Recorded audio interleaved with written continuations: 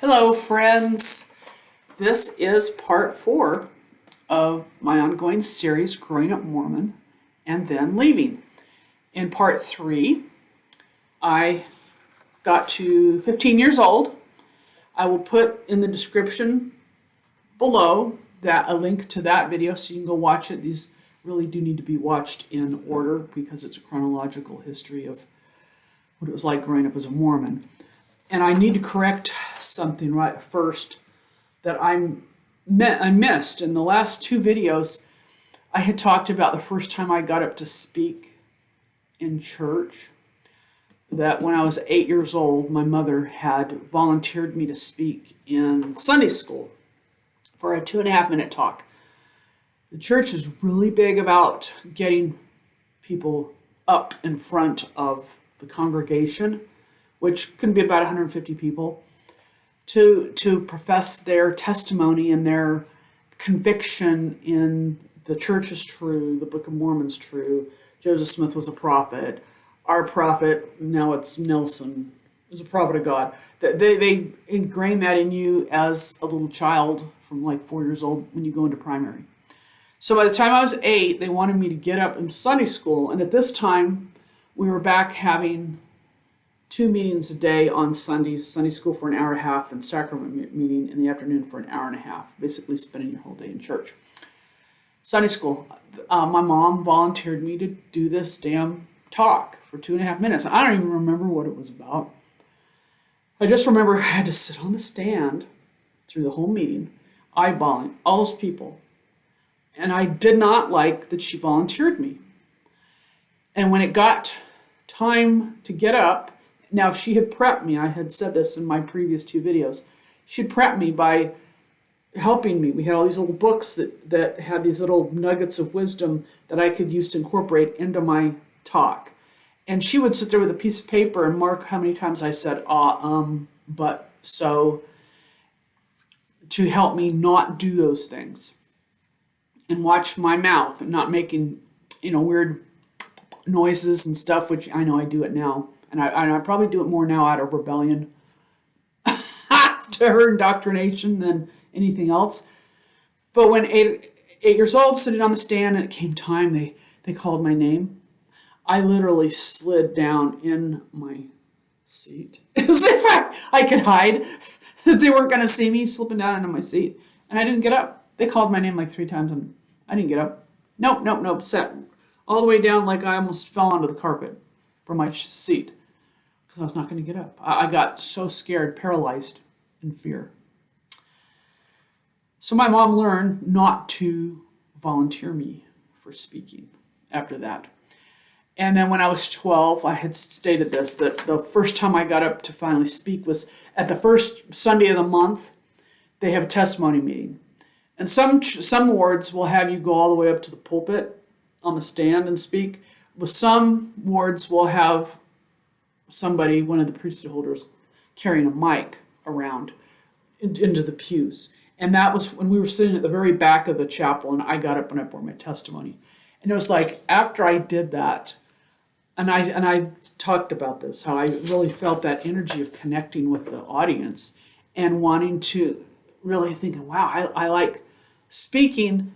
I like speaking in front of people.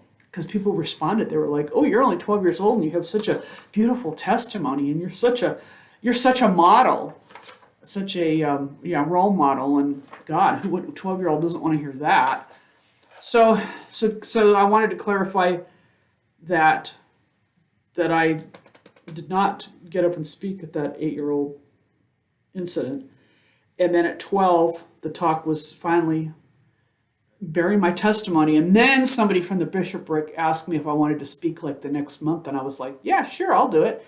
And I wrote my own talk. I did it the way my mom taught me. I even had her sit there and with a piece of paper and count how many ahs, and buts and all that crap before I got up to speak. Okay, so fast forward at 15, and it's 1977. It's the year Star Wars comes out. Star Wars had a huge effect on me. It really did. I really loved that idea of that force that runs within all of us. This thing that's powerful, that's within nature, and that we could use it for good. That really resonated with me. But see, at this time, I've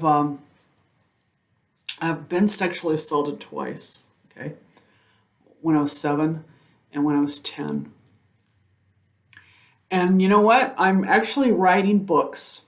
I've created a character, and I'm going to do it under a pseudonym, talking about those sexual assault encounters, and I will go into detail in those books. And at that point, I'm going to publish them on Amazon. At that time, I can tell you where to go to find it. I just don't want it related to me because I just don't want to talk about that in detail. I really don't. And I need to talk about it in detail, but if I can do it under somebody else's name and the character is my character I created who's experiencing this, it makes an interesting story.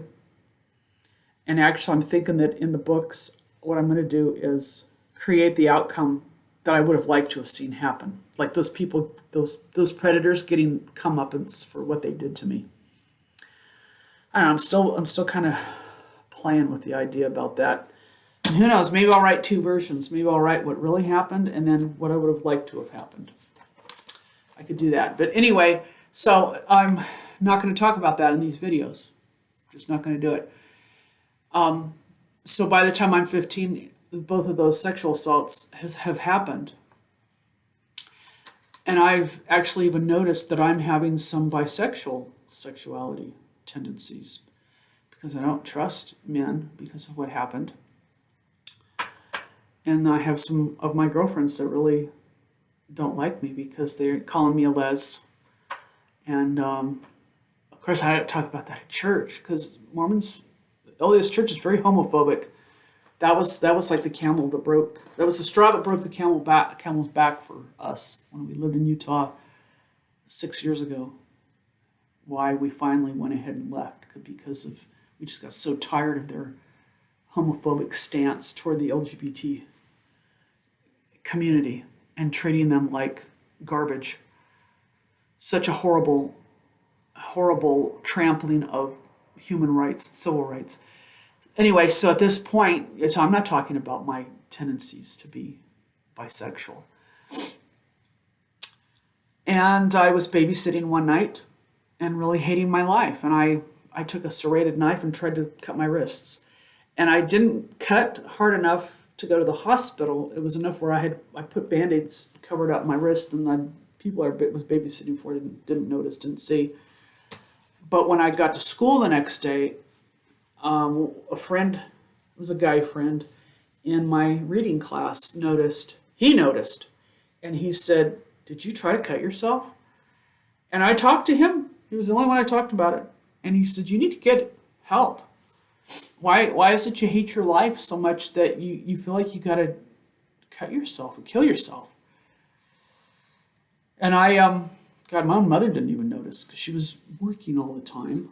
And my father was like out of the picture, raising my little sister. And then it was another year. Yeah, it was another year. The Mormons, their wards, their congregations are based on geographical lines. And at this time, it was based on how many priesthood holders that were high priests. They've got their Aaronic priesthood, Melchizedek priesthood. And the high priests, depending on how many there are in a geographical area, they'll make the ward boundaries. And here I'd been in the same ward for 16 years. 15 years. And they changed the ward boundaries. And when they did that, my best friend and some of the kids that I got along with were in the other ward. They made a third ward. And I was left with the kids in the ward I didn't get along with, basically because they were snobs and they didn't like me chastising them about smoking dope in the parking lot at church and screwing around and trying to be, like I was a Miss Goody Two-Shoes kind of thing. So I I considered moving to Sandy, Utah with my oldest sister, Judy, because they were building a new high school in Sandy. It was Alta High School. And I thought I could have a new start, a fresh start, clean start to a new life and living perfectly in the church and going to seminary because the seminary building is right there by the high school. You heard me talk about this in the last video. And I'd be with her and my brother-in-law, who at that point, because she's 11 years older than me, her and my brother-in-law, I would go stay with them every summer. And that was probably what saved me from having more problems than I did, because he was like a father figure for me. And those two created stability for me that my mom just wasn't able to because she was working all the time. So being able to go spend, I relished being able to go stay with them during the summers. And I would stay all summer. After we got out of school in June, well, next week I was on the way up there and I would come back right before we were to start school. And this year I thought, do I want to do this? I really thought about it. And I got home to Riverside after that.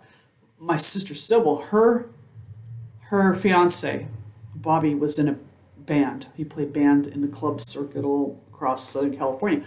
And because he was a family member, or going to be a family member, I could go with her into the clubs, even though you have to be 21. I could go watch. And men would ask me to dance, because by this time I looked like I was 18, 19. And I really liked the attention. And I liked watching him play. Their band was really good. They played rock and roll, and they did covers of Thin Lizzy, David Bowie, some Rick Nelson, because my brother-in-law could sing like Rick Nelson, and he played the bass. I loved that scene. That was a lot of fun. Well, they got to play at the Mission Inn in Riverside, which was a beloved place for me. And one of his band members, I just fell enamored, infatuation with. The guy was 13 years older than me, for crying out loud. But I had this little girl fantasy about him, and it was a total fantasy. It was crazy fantasy. Getting involved in that, I didn't want to go live with my sister Judy after all in Utah. I stayed, and every weekend, it was Friday night and Saturday night, I'd go with Sybil to go watch Bobby play at the Mission Inn. And I could pretend like I was an adult, you see. That was the big thing, was because I looked older, passed off for 21, I could dress up, And see, now I'm old enough to get my driver's license. I've taken driver's ed, and my mom was letting me take. Oh God, this was an interesting thing. We had this Oldsmobile Cutlass Supreme Vista Cruiser station wagon. It's avocado green with brown paneling, and it had a sunroof and an 8-track tape. And my mom would have me take her to work in the morning so I could have the car, because my dad needed me to go across town to go pick my little sister Heather up and take her to school. And but the thing is, I had to go to school too. This is what's so weird as I'm thinking about this. Because in high school, you start school before elementary school. I was ditching school a lot. That was the issue. He knew I was ditching school. And my mom let me take the, I know what it was. I didn't take her to school. I picked her up. That's what it was. So my mom would let me take her to work. I would take the car to school. And then when I got out of school, I would go across town and go pick Heather up from school. And I would stay there. I'm on video. I'll be done in a minute. My husband just got home from work, and this is his office and his lair. I was wanting to get this done before he got home. But anyway, so I would go get her and pick her up, and I would be with her for a couple hours until I needed to go get my mom from work. And then my dad would get back from work. And it was crazy driving back and forth again. You heard me, if you watched my MLM video for today talking about driving across Riverside from one side to the other. That's what I was doing again. That's what I was doing here as a teenager. So, so I don't go to Utah. I stay. And I hit the club scene with my sister on the weekends. And I'm very depressed about what happened at church with not having any friends. No friends. No friends at all. I stopped going to church. I did. I stopped going. I could not identify with those people, girls at all. And I had always been the class president. And for the first time in 4 years, I wasn't the class president, and I wasn't even called to be in the presidency of the girls at all. And that was really hard for me. It was really hard for me. My mother had been the young women's president, and she was replaced too, which she was glad, because that was a huge burden. She was working full time and then having to, God, the young women's president, that's a big job. And she wanted to be the cool young women's president. She'd take us TP in the bishoprics house on the weekends, and we'd do the road shows. It's the musical skits we did every year. She was all into this. And you know what? There's another piece of this I haven't talked about before this, but I don't want to do it. I'm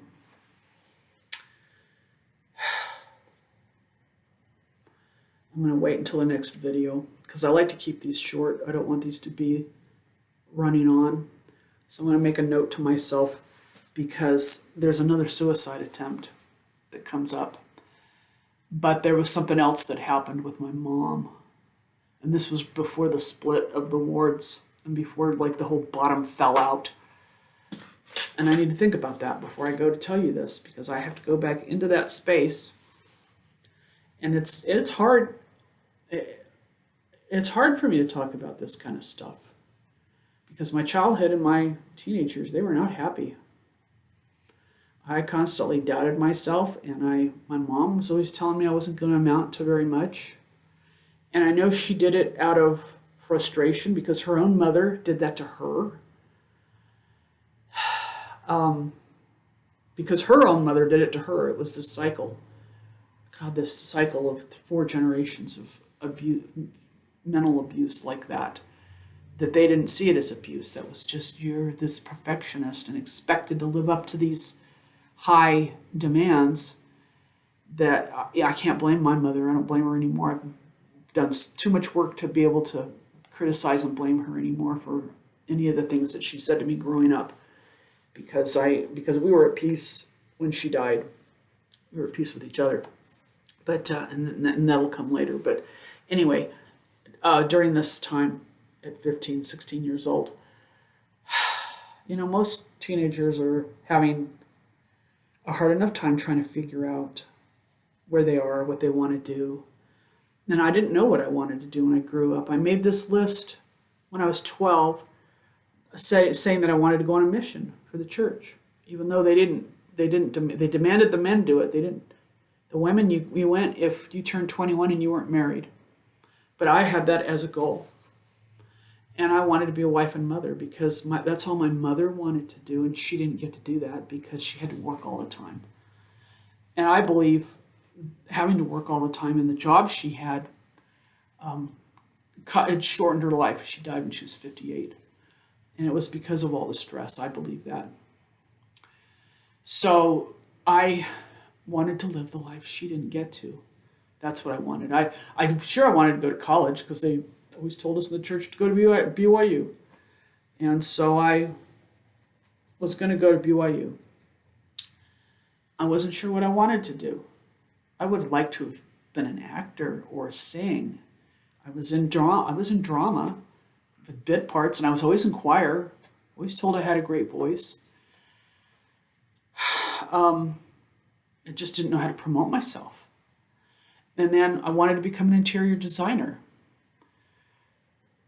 But my math skills weren't that great. So 15, 16 years old, I'd been on the track team, been in drama. I'd messed my knees up hurdles for the track team. My knee had been in a splint because my kneecaps had slipped, and I couldn't run anymore. I played basketball for the church. I actually lettered, got a letter, I lettered in choir. I wouldn't say I was an athlete. I stayed active. What I really loved was synchronized swimming. They started a synchronized swimming team, and it was non-competitive. It was exhibitional. And I loved, in synchronized swimming, you're floating and you learn dance movements. And we would all do it together in unison. And I thoroughly enjoyed just floating around in the water. And I still love that. That's the kind of, my favorite exercise is to get in a pool and just swim around and float for an hour, moving my whole body around. And because I have fibromyalgia and rheumatoid and osteoid arthritis, my doctors have said that's the only kind of exercise you should be doing because my knees are wrecked, my hips are wrecked. And anyway, I'm in a lot of pain to try to do anything else. And I don't have access to water where I'm at right now. I live by a lake, but you can't go over there. Everything's closed up until Memorial Day or next month. And even then, it's too far for me to walk to the beach to get in the water. So it's we're building a new house, and we're going to have a huge aquatherapy tub installed so I can get in there and move around. But back to 15, 16 years old, with my mom being the Young Women's president, I had to call my own mother out for having a Playgirl magazine.